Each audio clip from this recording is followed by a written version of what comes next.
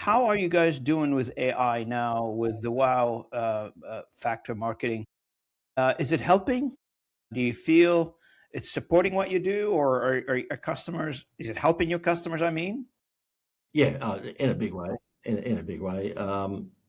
You know, I can sketch things up pretty quickly. So I've come from an artistic background. So before I guess the last year or two, I would sketch up what a landing page might look like for a client, or what the homepage of the website might look like. Because let's face it, Robin, I mean, the director of First Impressions used to be Susie, who answered the phone. She's now been relegated to number two because the director of First Impressions is your website, okay? And the homepage of your website. If your homepage is not attractive, then of course that's just not the way to go. So what I'll do is I'll sketch up quickly. The problem was that when I sketched up the layouts for whether it be even a printed advertisement or whether it be a brochure or whether it be a website homepage, then the client would go, yeah, look, that looks good. I like the first panel and the second panel. I can see where you've got the explainer video in there. Once they approved that, it would take some time to get the copy written and then the artwork done.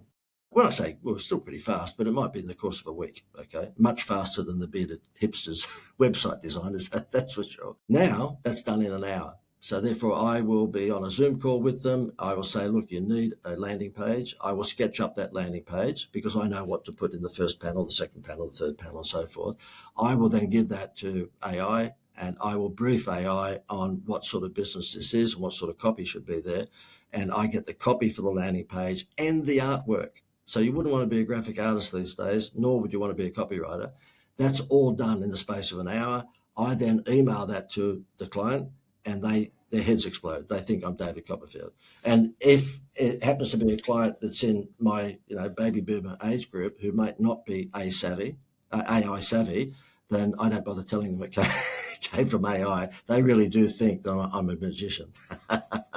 So yeah, it's done wonders for us because I don't have to write copy anymore. I mean, obviously, as you know, if you put rubbish in, you're not going to get the best result. So, the yeah, that's AI right. performance is going to be based on the Yeah, prompt. you just reminded me. My first real job when I came to Canada, I was working for an insurance company. I was a programmer working for an insurance company in the actuarial department.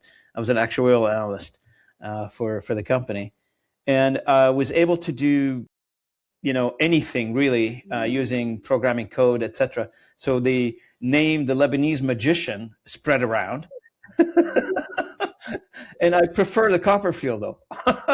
Well, you know what? I've got a good bunch of buddies that I grew up with who are Italian, Greek, and a whole bunch of them are Lebanese. And this won't mean anything to any of your viewers or listeners if they're not Lebanese, but the Lebanese guys call me a Zub.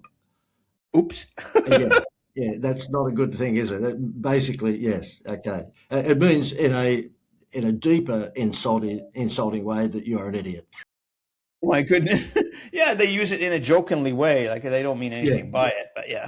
Yeah. So look, but my view is that you've got to embrace this thing. If you're not embracing it, then you're going to be left behind because this AI stuff is absolutely it's just mind shattering.